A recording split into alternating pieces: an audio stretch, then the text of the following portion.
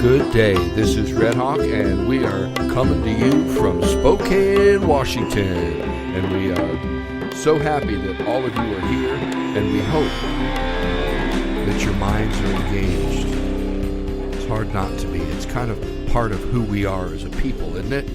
There's this something that happens, this something that allows us to see the world in a grain of sand and heaven in a wild flower. Something that allows us to hold infinity in the palm of our hand and eternity in an hour. And we sing about it all the time. Imagine there's no heaven. It's easy if you try. No hell below us, above us, only sky. Imagine all the people living for today. Imagine there's no countries. Now you may say I'm a dreamer, but I'm not the only one. And I hope someday you'll join us and the world will be as one.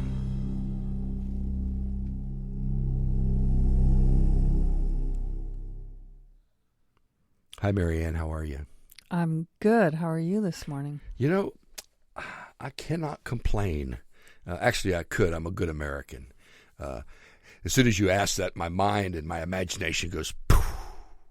And I'm noticing it in hyper levels today because today's podcast is on the imagination. From meaning to empathy to a vision of global civilization, which is what John Lennon's song was really about, is letting go of all the things that create the boundaries and just let the organic nature of us just suck us up. Not lose our individuality, but to help us celebrate and party, man, that we are a people called planet Earth. You know, we celebrate that in my tradition called Christmas. It's called Peace on Earth. You know, so many people talk about peace on Earth, but imagining it's a whole different thing. So, imagination, what is this faculty of imagination, do you think, Marianne? I think it's an amazing thing that gives us the ability to transcend our world and create our world. I think that's where it all starts. Yeah. And I would say that's where it all ends, but what it really does is it brings us to the point of where our journey is of being is becoming. And so let's keep that in mind as we go through today's show and talk about this faculty of imagining, this ability of forming these mental images, these sensations and concepts in a moment when they're not even connected to any of our senses. And let's talk about where these images are, because the fact is they aren't anywhere. We don't know. They're somewhere, but where? Well, I mean, I want you to think about this no place. I mean, where when you're not looking at the images on your screen, where are they? They're in your mind. Well, they're in your computer code. Oh. And so what we're doing is we're somehow encoding imaging. And we don't know how we're doing it because the best we've got so far are what's called fMRIs, which are functional magnetic resonance imaging. And that's real time, like shooting video of different layers of your brain and watching where the activity is happening. And so we can talk about the chemistry and what's lighting up with what, but we don't know how to separate the images from the emotion. Well, and the whole programming of that. And the whole programming. Yeah. So we're going to just start with the conclusion that, and you can go back to our show on the soul, because I try to get into this place where we create an internal matrix. Again, I can ask all of you to close your eyes and imagine a chair, not if you're driving, but to imagine a chair, and you'll see a chair in your mind's eye, and where is that? And that's where you go to soul, and I'll ask you to do that. But I want us to get this understanding of what a mental image is. It's an encoding of certain realities and concepts that we are allowed to participate in and that participate in us. So how do we talk about it? Well, I'm going to lay out some interpretations, and these are my own personal ones, okay? So here's what I think happened. This is what the imagination has been doing for the last 50,000 years. For those of you who have been tracking with us, 50,000 years ago, the human family took a great leap forward. Now, we have been burying our dead, and that's how we tell if something, a grave or something we find from the past is really a human. Are they just dead and laying in layers of dirt, or did they get buried with artifacts? Pottery or weapons or some kind of flowers or seeds, all these things. And of course, later on you get, gold and all that stuff. But 50,000 years ago, there was this great leap forward. Something happened. And I'm going to posit that what really happened was that the imagination hit a critical mass. Something happened. Everything outside of us began to come alive in a new way. And this is where religion's born. The first religion's called animism. And that's where rocks have life. Everything has life. And what we're doing, of course, is projecting our own consciousness, our own imaginations on them, because we realize that when we dream, those rocks come alive. And we're imagining lots that's right. And this is the whole key I want us to get. Your imagination isn't stopping. As a matter of fact, as you're receiving this podcast, your language is creating images and associations. And, if you could let down your linear faculties, your front brain a little bit, this is what psychedelics do. You could watch all those associations play out. And as you watch them, they would appear to be psychedelic. They would look like fractals, because they are fractals, and we'll go there another time. But this 50,000 years ago, this is where art and literature and religion, this new order of noticing the world around us. And it was an imaginative happening. It was an imaginative happening. And it's where all creativity is born. So that's when we started to create. Exactly. Things. And the although we had weapons and we were burying people, this is where things like pottery, again, different ways of noticing things. I think the first wheel, and I've shared this before, was probably a woman saying, if we had a big round rock and we could spin it, I could make a really killer pot. I always imagine the people that first came up with things. And the fact is, all of us are doing that right now. We're putting together the world through a whole series of connective realities, and the eye, of course, is part of it. They've done a whole series on imaginations of blind people and the way that they cognate in their imaginations. And that's a whole other podcast, to be very honest with you. But I want you to think about what the imagination has given us. It gave us a tomorrow.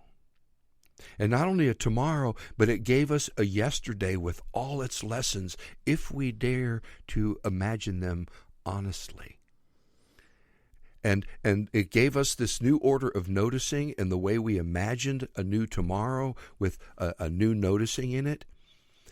That's where the sling came from versus throwing a rock. It's where the spear came from. It's where the bow and arrow came from.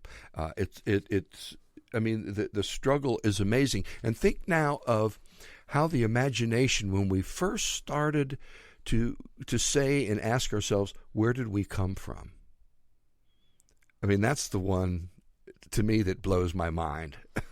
And we have a lot of imaginations, imaginary stories about where we did come from. But behind that imagining, there is something. There's truth that we can find. And I think our imagination can take us places. It opens up a whole world just inside of our mind. And this is, where we're going, because what is happening is wherever the human family is and whatever knowledge we have can now set up camp in each of us and become a seed for a whole new tomorrow. Well, and I think we're recognizing that interconnectivity as well, and that the things that I imagined do affect you. And, you know, I was thinking about imagination this morning, and I kind of went back to something that Jesus had said about that if you even think something, it's happened. And so our imagination is creating something. And even if it just lives inside of our head, it is going to come out, and it's going to manifest in some way. I think yeah. And not only is it going to, it is doing that right now. And this is the faculty that actually brings us closer to God than any other faculty, is our imaginations. Now, within my tradition, and we can go into creation stories, we can do a podcast on that, you know, at some point if I get a response for it or something.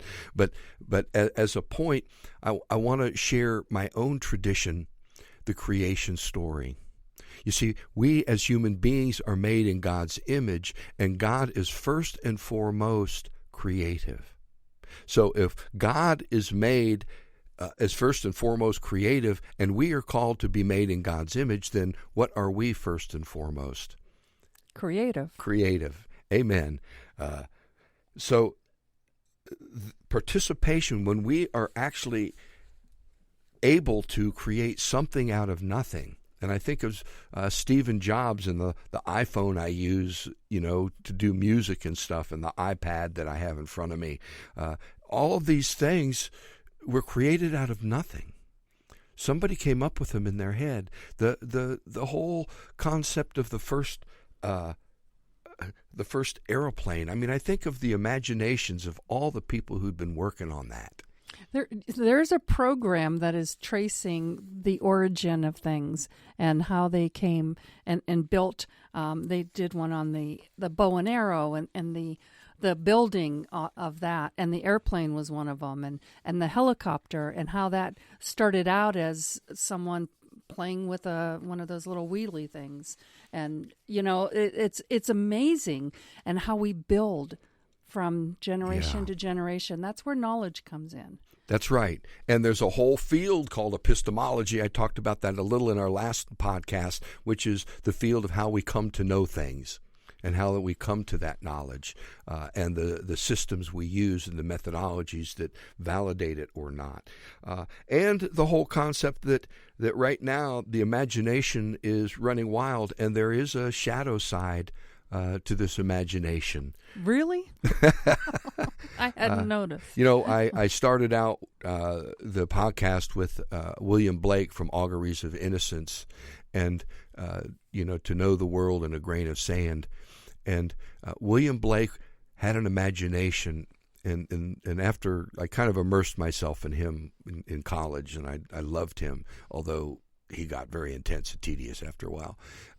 He could create an imaginative world and then step into it, and then inside that world describe it in a poetic sense. And it's amazing. I've done that on psychedelics a number of times, and there's a couple moments where I've had moments of it, but he was able to do that and sustain it, almost like lucid dreaming. You know, where you wake up in a dream and you're aware, like, well, I'm in a dream, and you start doing funky stuff. And we could do a show on that, because I did 4 years of lucid dreaming. And yeah, that's pretty intense. Oh, man, that's high stuff. That's very high stuff. But it's using the imagination at a different level.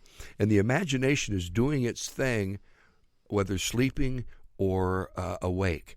You know, when I was in school, I was with the teachers, you know, I always got U's in conduct, which was unsatisfactory because I couldn't keep my mouth shut. And basically I was talking about stuff that I was daydreaming about. That was another thing my teachers would write.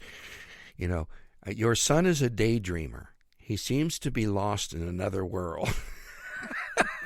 Gee. I create a beautiful place. Yeah, and then I'm back in this classroom, and it's like, oh my God, you got to keep your mouth shut. Oh, how do you do that? The imagination is a power. And I want us to understand that. It has the power to delude us, and it has the power to lead us into a whole new tomorrow, which Scripture and John Lennon was talking about. Right. Well, and I think it's doing that whether we are consciously aware of it or not. And, to me that begs the question, okay, where does the imagination live, and where does that come from? Where do these ideas, are we generating them, or are we receiving them? And, this is where I think that we each have a different faculty, just like we're given different, all of us are given the faculties of sight and sound. I mean, most of us, some of us are, well, and we have varying levels of imagination and degrees, exactly. and varying levels of chemicals or whatever. Yeah, and there are people who are storytellers, and thank God. And thank God there were people who gathered up those stories. Hans Christian Andersen was one of those, gathering up the folk stories. I want to make a point here that's important to me, because we've touched on something, and that's that to me there is a hierarchy of imagination. There is a different orders of imagination, from daydreaming, where it's just kind of doing its own thing, man, and and it's pleasant and fun. Yeah, when you drive, I love just entertaining thoughts when I'm driving. A lot of people listen to these podcasts when they're driving. Amen. Please turn your friends on to this one. It's this whole thing of how we use it. And I want you to understand that there is a higher order of the imagination, and I want to try to describe it to you. So, what does it look like to walk a mile in your neighbor's moccasins? What does it look like to love your neighbor? What does that really mean? And you can't just see your neighbor with just your eyes. There's the bag lady sitting down for the night on that little hot air grate. There's the two children chirping like birds in a sandbox. I'll tell you, I was driving by and saw that one time. It just drove me crazy. I just thought it was wonderful. There's the bride as she walks down the aisle on her father's arm, or the old man staring into space in the nursing home. I know my dad's roommate, and he went through a lot of roommates, and you could always tell when they were in their last days because they would just sit. And I'd wonder how their experience of time was passing at that point. What was really going on? But how do you get to know who they are inside their skins? How do we hear not just their words, but the words they do not speak? How do we feel what it's like to be who they are, chirping like a bird? Just for a moment, you are a bird, trying not to wobble as you move slowly into the future with all eyes upon you. You see, the highest order of work of the imagination is to have eyes like that. And every tradition talks about that. The Buddha calls it compassion. Jesus calls it love. But the masters, the saints, the ones who we think about in our lives, whose touch mattered and that now echo in our imaginations, you see, that's the higher order. And I want us to understand that there's a whole lot in between the daydream and the empathy. There's a great spectrum there. And I think of John Lennon's song, A World with No Religion. Imagine that. It's not hard to do. Actually, that is hard to do. Because religion... For some. Well, yeah. I think religion is a faculty or is an aspect of the imagination. The imagination is always going to create this relinkage. And now we're into a faculty of the imagination called memory. And I think religion, I watched Coco last night, and the song Remember Me, it meant one thing at the beginning of the movie, and it meant something very different at the end of the movie.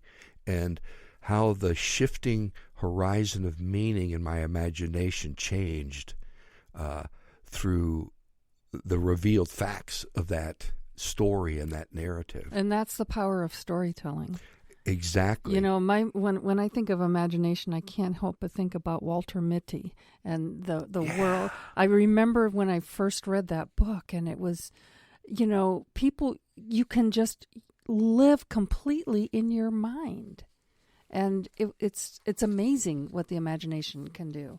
Well, and I mean, you take the imagination, and again, you take the 13 main defense mechanisms.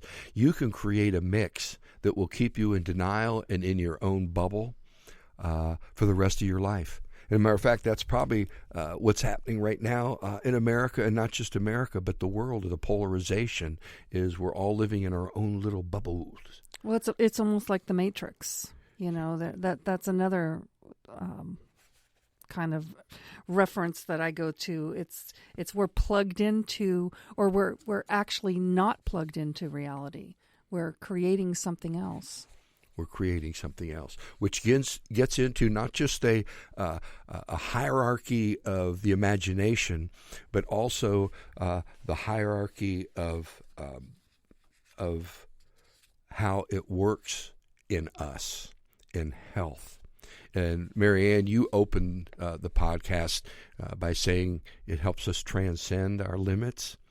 And that's when the healthy aspect of our imagination is at play. And I want us to understand that how we use our imagination is a determinant in how we do our relationships and how we do our own health, our inner health.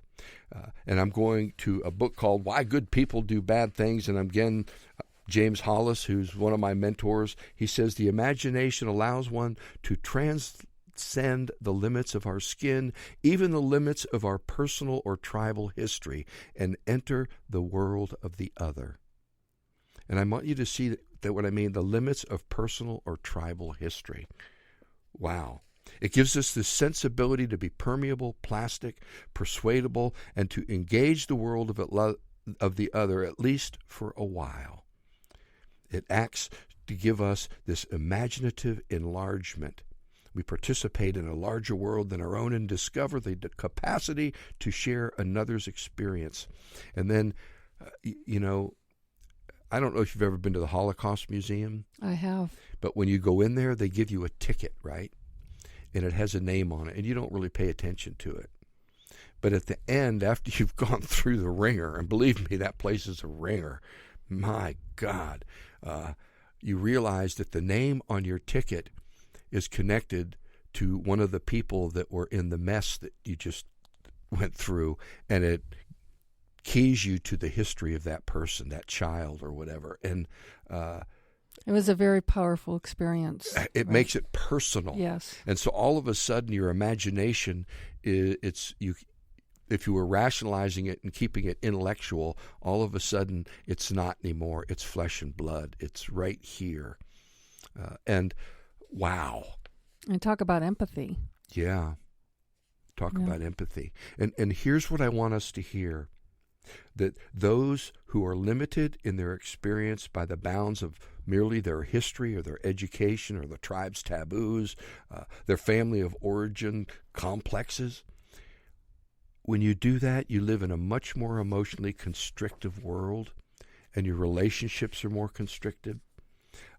And as Hollis says, many of our relational difficulties derive from a limited, emotional, bankrupt imagination.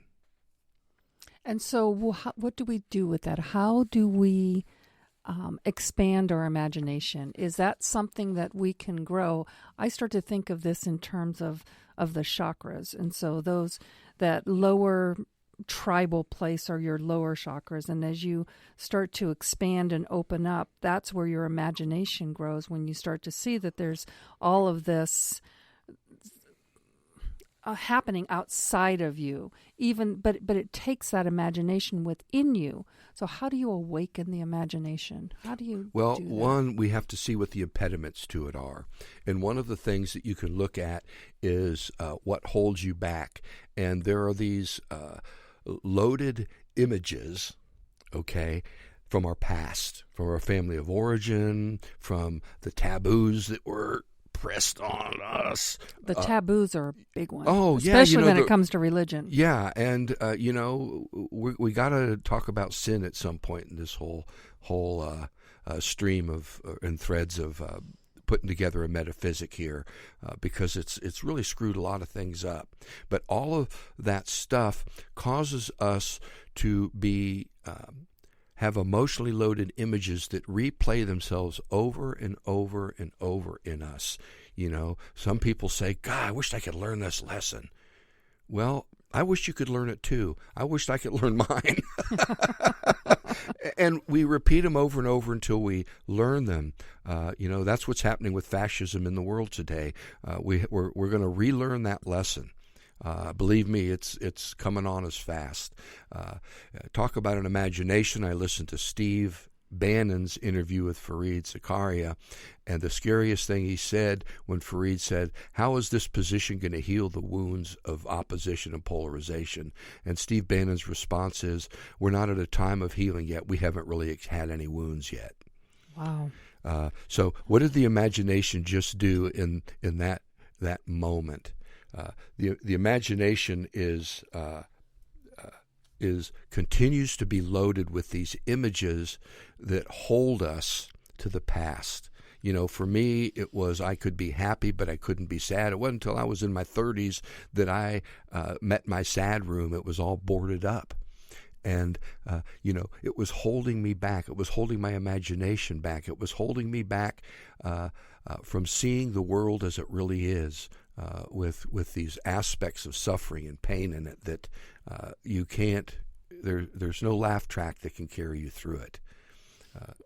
That just made me think of the Buddha's journey, going out and seeing the suffering in the world. It's like, possibly we all have that. We live within the walls of our own experience, and whether it be vice versa, being in the misery and then being able to open up a door to joy, or open up a door to sorrow.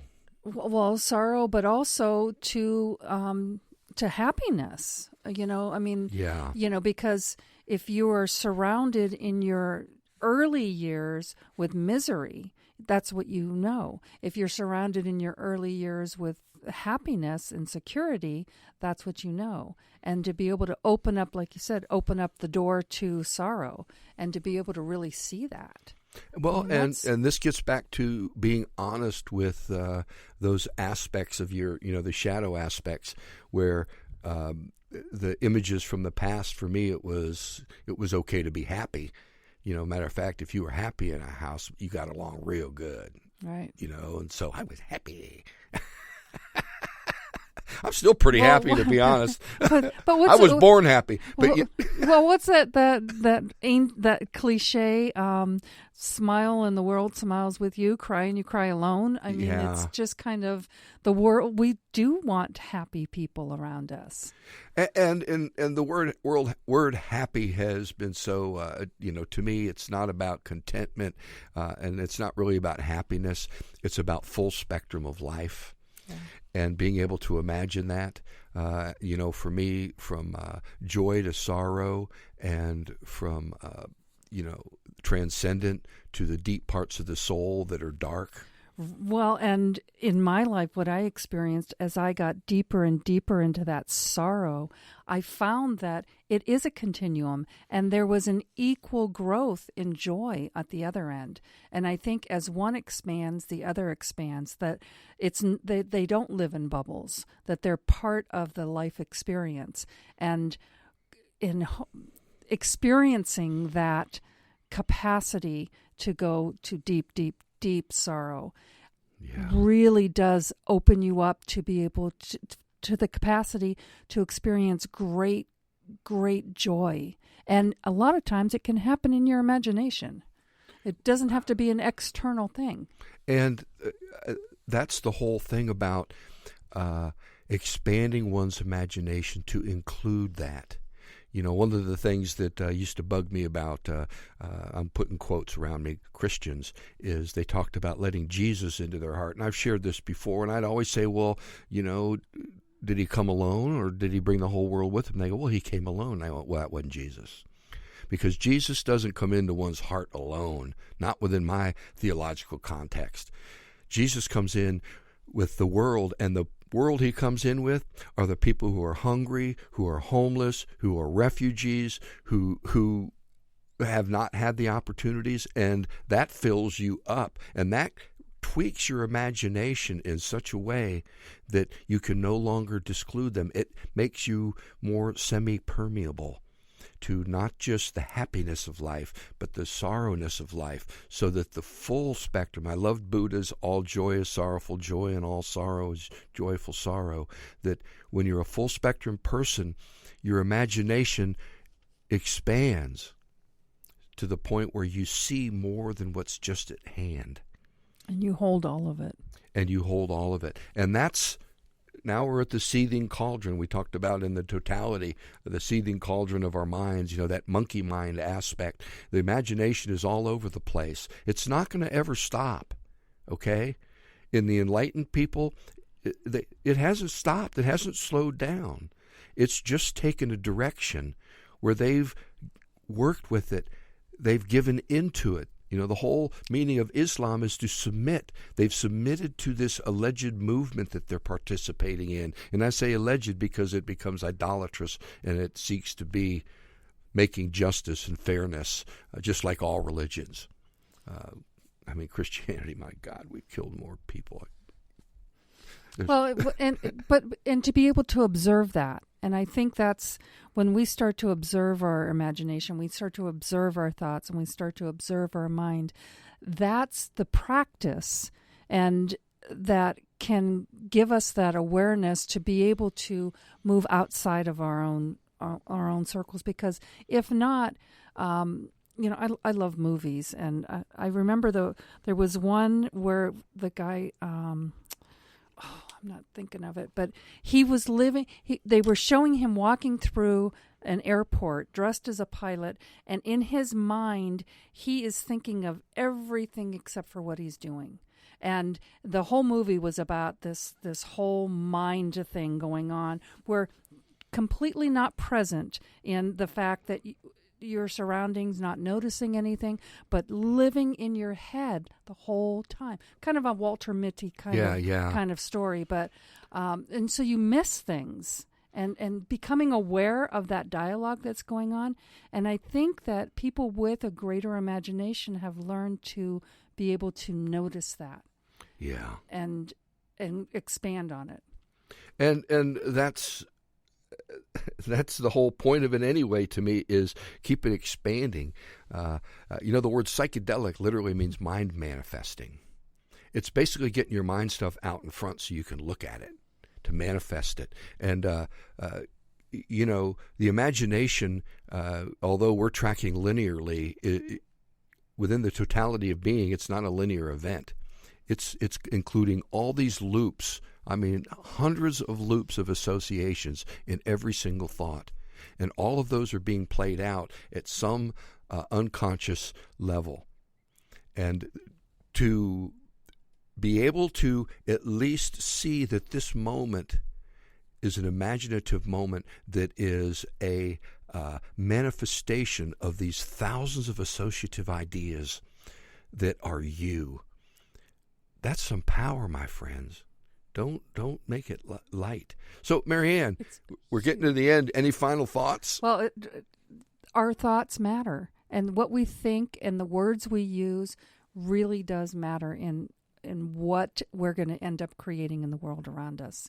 And it starts with our imagination, I believe. It does. Yeah. And it ends at the tip of our fingers and where our feet take us.